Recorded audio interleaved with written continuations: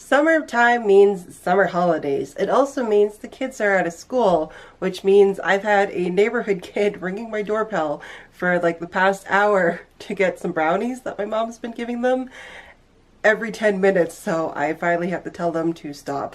But as sweet as they are, that was really annoying. So aside from summer holidays, it is time for another recommendations video because I don't think I've done one of these for a while.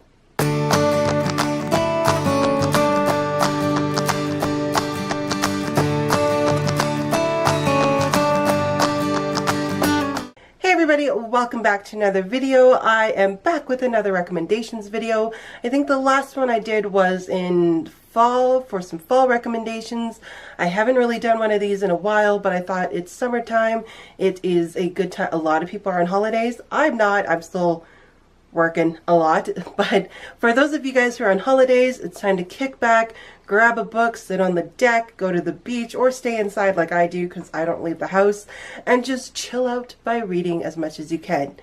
Now, usually contemporaries are big for summer reads. I don't read a lot of contemporaries, but I managed to dig up a good pile of books that I would highly recommend for a good summer read. So without further ado, let's jump right in. So the first book, or book series, that I'm going to recommend is the Christy Miller series by Robin Jones Gunn. This author, Robin Jones Gunn, was probably who made me to be the reader I am today, because I lived for getting the Christy Miller series for birthdays, for Christmas. I always got a Christy Miller book for a special occasion. If I was good or got an award or something, as a treat, my mom would buy me one of the Christy Miller books. I haven't featured these a lot on my channel, but they are excellent good summer reads from middle grade to early high school. They're done by Bethany House and focus on the family, so they are guaranteed a clean read. A lot of these books for the Christy Miller series do take place in summer. Quite a few of them do, or on some sort of holiday or trip or special occasion. There's a few times where Hawaii is mentioned, and she also goes to Hawaii in one of the books, and they're really small, really light reads, but good messages to them, good, clean fun, and just a really nice book to kind of pack along in your beach bag. It's not going to be a recommendations video without Melanie Dickerson on the list. I don't know if I've even mentioned these in one of my previous recommendations. I can't remember doing so. I probably did. So if this is a repeat, I apologize, but not really. For a summer read, I do recommend the Regency Spies of London series by Melanie Dickerson.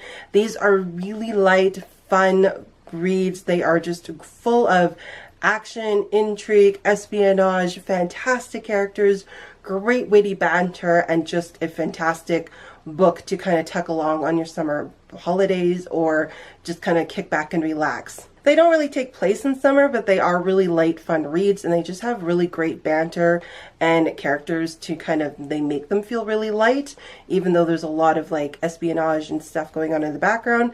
The characters make the stories feel really light and fun. These books also really immerse you into like Jane Austen's London. You get this Jane Austen Regency world, and you just want to pick up a Jane Austen book or movie right afterwards. So they're just, if you love Jane Austen, these are really good fun reads. Speaking of Jane Austen, my next recommendation is a classic, and that is Emma by Jane Austen. Now, as you guys know, Emma was not my favorite Jane Austen that I have read so far, but if you're looking for a light, fun summer read, Emma is probably the lightest and more summery out of all of her classics. There's a lot of interesting, funny moments that happens with Emma. There's a lot of miscommunication and kind of face palming that kind of happens with these characters that you just look at them and going, what are you doing? But the banter is funny, the situations are funny. It's just almost a comical read, and just even though some of the characters were extremely exasperating, I still had a lot more fun reading this than I did the other ones. So this would be the more fun summery read out of the Jane Austen books. Another classic I want to mention is The Secret Garden by Frances Hodgson Burnett.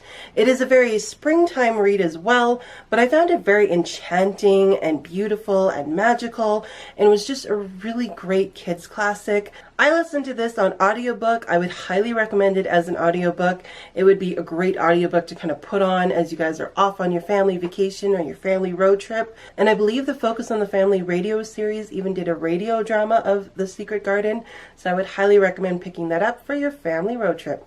And the next three books are some of the fewest contemporary books I own, and that is First Date Starring Me and Right Where I Belong by Krista McGee. These are really fun, lighthearted contemporaries. I personally think Right Where I Belong is a really good summer read. There's that summer mission trip that a bunch of these kids take, and just got some really good messages and growth for these characters. I always recommend reading the first two books. They're not really a series, but they are a companion trilogy, so you do kind of get what happens to the first two characters in the third book. So I do recommend reading them in order, but you can really read these in whatever order you want. They're light, they're fun, they got great characters, and like I said, Right Where I Belong, it has even got the beach on the cover. This would be a perfect beach time read. Krista McGee is also an author that I would guarantee a clean read, so if you're looking for good clean reads for the summer, these would be a good series to grab. And last but not least, my latest contemporary acquisition is The Heart Between Us by Lindsay Harrell. This one also doesn't necessarily take place in summer, but it features a very epic bucket list road trip, and they travel all over the world. It's got really good heartfelt moments, fantastic characters, a beautiful bond between sisters, and like I said, a fantastic bucket list of locations around the world that just makes you feel like you're traveling the world with these two sisters. This is one of my top favorite books of 2018 so far, even though we're only halfway through the year.